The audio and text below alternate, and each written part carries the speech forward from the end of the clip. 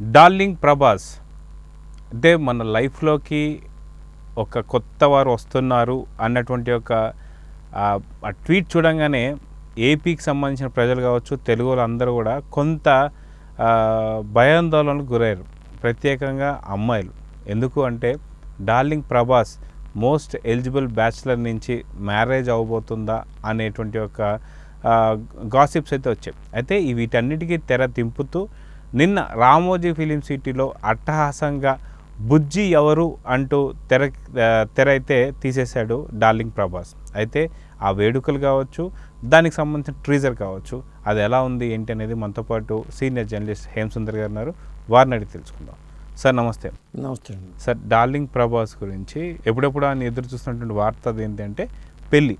అయితే సాధారణంగా ఆయన ట్వీట్ చేసిన వెంటనే ఖచ్చితంగా ఈ విషయాలు తెలియబోతున్నాయేమో అనుకున్నారు. కానీ నిన్న జరిగినటువంటి ఒక రామోజీ ఫిలిం సిటీలో బుజ్జి ఎవరు అనేది తెర తీశారు కాబట్టి దానికి సంబంధించి ఆ యొక్క ఫంక్షన్ ఎలా జరిగింది అనుకోవచ్చు, బుజ్జి మీద ఉంటున్నటువంటి గాసిప్స్ కావచ్చు, లేదంటే వాటి అన్నిటికి తెరదింపారు కాబట్టి ఈ యొక్క వేడుకల్ని బుజ్జి గురించి మీరు ఏం చెప్తారు? ఆ ట్వీట్ గురించి సుమా కూడా ప్రస్తావించింది నిన్న జరిగిన ఈవెంట్లో. వేరే అనుకున్నారు ఆ ట్వీట్ గురించి. అంటే అదంతా నాగి చెప్పిన స్కెచ్ అది, ఆయన చెప్పినట్టుగానే చేశాను నేను అని చెప్పి ప్రభాస్ సమాధానం ఇచ్చేసాడు. ఇక ఆ బుజ్జి గురించి అంటే ఈ సినిమాలో బుజ్జి అనేది చాలా కీలక పాత్ర అనేది మనకు అర్థమైంది. ఎందుకంటే దీనికి కంటిన్యూషన్ సీక్వెల్స్ కూడా ఉన్నాయి కాబట్టి ఆ సీక్వెల్స్లో ఈ బుజ్జి అనేది కూడా కంటిన్యూ అవుతుంది కాబట్టి పక్కా ప్లాన్తోనే వాళ్ళు బుజ్జిని తయారు చేసుకుంటూ వచ్చారు. ఆ బుజ్జి కూడా ఎలా ఉంది అంటే ఆనంద మహేంద్ర ఈయన ట్వీట్కి స్పందించి నాగి ఇచ్చిన ట్వీట్కి స్పందించి ఆనంద మహేంద్ర వాళ్ళ టీంని కొంతకు పంపించడం, వాళ్ళు తయారు చేసిన వెహికల్గా చెప్పొచ్చు ఈ బుజ్జిని. అంటే లుక్ చూసుకుంటే టైర్లు పెద్ద పెద్ద టైర్లు, ఆ బుజ్జి ఒక మనిషి ప్రయాణం చేస్తాడేమన్నట్టుగా సీటింగ్ అరేంజ్మెంట్ ఉంది. ప్రభాస్ 4 రౌండ్లు కొట్టాడు కూడా దాంట్లో ఆ కారులో. ఆ టీం అంతా వచ్చారు. అంటే నేను అనుకోవటం ఏంటంటే ఆనంద మహేంద్ర గతంలో కూడా ఏం ట్వీట్ చేశారంటే ఈ సినిమాకి సంబంధించి కావాల్సిన వెహికల్స్ అన్ని నేను సమకూరుస్తానని చెప్పి అన్నాడు. కాబట్టి ఈ బుజ్జితో పాటు ఇంకా కొన్ని వెహికల్స్ కూడా ఉంటాయి సినిమాలో. అవి ఏంటి అనేది మనకు రివీల్ చేయలేవు వీళ్ళు ఎవరు. ఎందుకంటే బుజ్జి కారు అనేది ఒక చూపించారు కాబట్టి చేజింగ్ కంపల్సరీగా ఉంటుందిగా. దీంట్లో కూడా లాస్ట్లో వెళ్ళిపోదాం అనుకునే లాస్ట్ ఒకరోజే ఉందని చెప్పి వెళ్ళిపోదాం అనుకున్నప్పుడు కూడా అదేదో చేజింగ్ జరిగి ఉంటుంది, చాలా ఫాస్ట్గా వెళ్ళి మ్యాక్సిమం స్పీడ్లో వెళ్ళమని చెప్పి అనేట్టుగా కూడా డైలాగ్ కూడా ఉంది కదా. ఐ లవ్ యూ బుజ్జి అని అతను అంటాం, ఏం పర్లేదు అని సమాధానం చెప్పడం, ఇదంతా ఉంది కాబట్టి చేజింగ్ ఉంది. వేరే కార్లు కూడా ఉంటాయి, అవి కూడా మరి 2898 అని చెప్పి అంటున్నారు కాబట్టి ఆ కాలంలో వెహికల్స్ పెట్టుంటారా, ఇది ఏ కాలంలో వెహికల్, భైరవ మెకానిక్ అసలు, ఇలాంటి అంశాలు చాలా సందేహాలు అయితే ఉన్నాయి మనకి.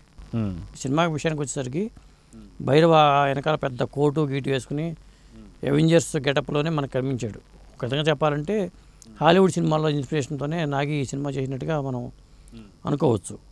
మరి భైరవ ఏ కాలం వాడు, ఇది ఏ కాలంలో తయారైన కదా, అంటే ఈ వెహికల్ ఏ కాలం వెహికల్ అది. మరి లాస్ట్లో మనకు తప్పించుకుని లాస్ట్లో వెళ్ళిపోయే సన్నివేశంలో కూడా అదొక ఎడారి ప్రాంతంలాగా అనిపించింది మనకి. అదంతా ఏమిటి, ఇట్లాంటి సందేహాలను మాత్రం ఈ గ్లిమ్స్ కూడా మిగిల్చింది.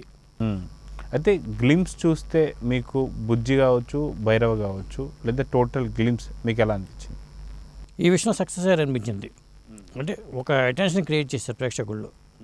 ఇక ఆయన కమల్ హాసన్ అంటే నాకు బాగా ఇష్టం. సాగర్ సంగమం సినిమా చూసి నాకు అలాంటి డ్రెస్ కావాలని నేను మా అమ్మని అడిగి నేను కుట్టించుకున్నాను అని చెప్పి ఆయన అంటాం. అలాగే అమితాబ్ గుని పోగొట్టడం, ఇట్లా టీంని ప్రభాస్ వరకు. అంటే ప్రభాస్ని చూస్తే లుక్ కూడా మనకి బాగుంది. అంటే గతంలో ఏదో రకరకాల ఊహించుకున్నాం కానీ ఆ గెటప్ కానీ చక్కగా ఆ ఫిజిక్ మెయింటెనెన్స్ కానీ ఎటువంటి తేడా అనిపించలేదు నాకైతే. కాబట్టి కలికిలో ప్రభాస్ 100% ప్రేక్షకులను సాటిస్ఫై చేస్తాడని నాకు నమ్మకం అయితే కలిగింది. అయితే మనం చూసుకుంటే భైరవ అంటే ప్రభాస్, తర్వాత బుజ్జి అంటే కార్. అంటే భైరవ తర్వాత బుజ్జిని ఇంట్రడ్యూస్ చేశారు అంటే భైరవతో పాటు ఉన్నంత ఇంపార్టెన్స్ బుజ్జికి ఉందనుకోవచ్చా? అందుకే ఫస్ట్ స్టార్టింగ్ ఈ యొక్క క్యారెక్టర్, ఎందుకంటే దీపికా పడుకునే కావచ్చు, లేదంటే చాలామంది దీంట్లో ఉన్నారు. సో సో వీళ్ళందరినీ కాకుండా ఫస్ట్ బుజ్జిని ఇంట్రడ్యూస్ చేశారంటే ఎంత కీలకం అనుకోవచ్చు ఈ స్టోరీ? అంటే బుజ్జినే కీలకం అనుకోవాలి. టైం కాలంలోకి ప్రయాణించే వెహికల్ కావాలి కాబట్టి ఆ వెహికల్ని ఎవరు తయారు చేశారు, సైంటిస్ట్ ఎవరైనా ఉన్నారా? ఇప్పుడు మనకి ఆదిత్య 369లో టిను ఆనంద్ సైంటిస్ట్ పాత్ర వేసి ఆ వెహికల్ టైం మిషన్ తయారు చేస్తాడు. ఇది టైం మిషన్ చూపించాలి, మనకి కారుని చూపించారు. అంటే కారులో కాలంలోకి వెళ్ళాడు అనేది అనుకోవాల్సి వస్తుంది మనకి. ఇలా ఈ టైం ట్రావెల్ కారులో వెళ్ళాడని అనుకోవాల్సి వస్తుంది. కాబట్టి 6000 సంవత్సరాల కథని వీళ్ళు చెప్పాలనుకున్నారు. కాబట్టి ఇది క్లిక్ అయ్యి ఉంటే ఈ బుజ్జితో ఇంకా చాలా సీక్వెల్స్ చేయాల్సి ఉంది. కాబట్టి దీన్ని ఇంకా మరింత మెరుగుపరుస్తారు. రాబోయే పార్ట్ 2, పార్ట్ 3లో కూడా ఎంత కథ అని చెప్పొచ్చు. బహుశా అట్లా ఒక లాంగ్ టర్మ్ ప్లానే వేసుకున్నారేమో అనిపిస్తుంది దత్తు గారు. అయితే మనం భైరవ చూసుకుంటే, బుజ్జి చూసుకుంటే మనకి వీళ్ళు పౌరాణిక నుంచి 2898 అన్నట్టు ఒక డేట్ కూడా మెన్షన్ చేశారు. అంటే పౌరాణికాల దగ్గర నుంచి మళ్ళీ 2898 AD దాకా ట్రావెల్ చేస్తున్నటువంటి వెహికల్ లాగా మనం దీన్ని చూసుకోవచ్చు. అయితే ఇక్కడ సైంటిఫికల్లీ కూడా ఏమంటున్నారంటే లైట్ ఎనర్జీ ఏదైతే ఉంటుందో, లైట్ ఎంత ఫాస్ట్గా ట్రావెల్ చేస్తే అంత ఫాస్ట్గా ట్రావెల్ చేసేటువంటి ఒక పరిస్థితి ఉంటే ఖచ్చితంగా మనం ఏదైనా సరే ఒక యుగానికి వెళ్ళొచ్చు అన్నట్టుగా అంతకుముందు మన గతంలో మనం చూసినటువంటి ఒక సినిమాలు కూడా చెప్తున్నాయి. సో అందుకే ఆనంద్ మహీంద్రా నుంచి ఇలాంటి కార్ కావాలని చెప్పి ఏరుకోరి తీసుకున్నారనుకోవచ్చా? గ్లిమ్స్ చూస్తే అదే అర్థమవుతుందా? అంటే డిజైన్ చేయటంలో మరి చాలా బ్రెయిన్లు పనిచేసి ఉంటాయి కాబట్టి అలా తయారు చేశారు. ఇంకొకటి ఏంటంటే కాంతి వేగంతో ప్రయాణించే వెహికల్ని తయారు చేయడం సాధ్యమా? అసలు లాజికల్గా ఎలా సాధ్యం? కాంతి వేగంతో ప్రయాణించగలిగే వెహికల్ మనం ప్రయాణం చేస్తే మన వయసు కూడా మారదు. ఇది మనకి ఐన్స్టీన్ చెప్పిన సూత్రం ప్రకారం. మరి ఆ వెహికల్ కాంతి వేగంతో ప్రయాణం చేస్తుందా?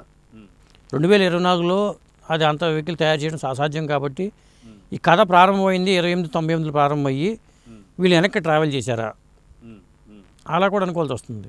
2898లో కాలంతో ప్రయాణం చేసే ఒక వెహికల్ కనుక్కోవడం, అక్కడి నుంచి వీళ్ళు వెనక్కి మహాభారత 3102కి క్రీస్తుపూర్వం 3102కి వచ్చి ఆ కాలం నుంచి మళ్ళీ ముందుకు వెళ్ళటం ఇది జరిగిందా అట్లా అనుకోవాల్సి వస్తుంది మనం.